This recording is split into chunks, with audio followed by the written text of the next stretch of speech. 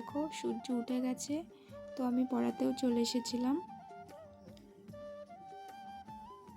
আজকে কেউ পড়তে আসেনি, এর জন্য মিঠি একা একাই পড়ছিল। তারপর কিছুক্ষণ পর পড়া শেষ হয়ে গেলে ওর সাথে একটু ছবি তুলে বাড়ি চলে আসলাম। আসার পথে দেখি একটা বেড়াল যাচ্ছিল। বাড়িতে এসেই একটু কাজ করে দিয়ে আবার চলে গেছিলাম পড়ানোর জন্য। ও মা, এসে দেখি উনি তো শুয়ে শুয়ে টিভি দেখছে। ওর সাথে বসে আমি একটু দেখে নিলাম। এরপরে চলে গেলাম পড়াতে। পড়তে বসেও ওর তো রোজ খেতেই হবে, তো আজকে নিয়ে বসেছিল মিল্কি বার, তো সেটাই দুজনে মিলে খাচ্ছিলাম একটু মজা করে।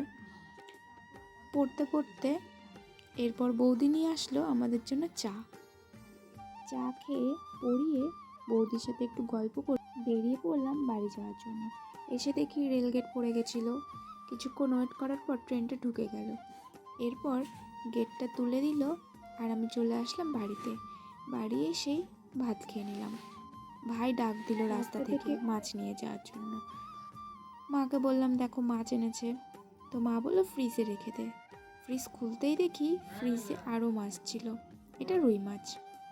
এরপর স্নানে চলে গেলাম। স্নান করে বেরিয়ে চলে গেলাম এই ভাইটাদের বাড়িতে। ও আজকে একটু দুষ্টুমি করছিল। ওখান থেকে এসে ভাত খেয়ে রেডি হয়ে বেরিয়ে পড়লাম পড়াতে যাব বলে, যেহেতু বিকেল হয়ে গেছিলো। আর ওই দেখো সূর্য কিছুক্ষণ পরই অস্ত চলে যাবে। পড়াতে পড়াতে ওদের একটু ভিডিও করে নিলাম, সাথে একটু মজাও করে নিলাম। এরপর পড়ানো শেষ হয়ে গেলে দেখো কেমন করছিল অঙ্গি ভঙ্গি। আমাকে একটু গোলাপ ফুল দিল, আবার সেই গোলাপ ফুলটা আমি ভাইকে দিয়ে দিলাম। চলো আজকে টাটা।